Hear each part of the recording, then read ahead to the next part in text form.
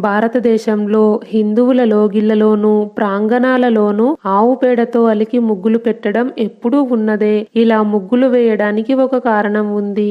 మన భూమికి ఉన్న దక్షిణ దిక్కులో దక్షిణ ధ్రువం ఉంది. దాని నుండి వచ్చే అయస్కాంత శక్తులనే పిశాచాలు, రాక్షసులు అని మన ప్రాచీనులు చెప్పారు. ఎందుకంటే దక్షిణ దిక్కు యముడి దిక్కు. భూమి మీద రాక్షసులు, పిశాచాలు, పాములు ఎప్పుడు తిరుగుతూనే ఉంటాయి. అవి ఇంట్లోకి ప్రవేశించకుండా వాకిలి ముందు ముగ్గు వేస్తారు.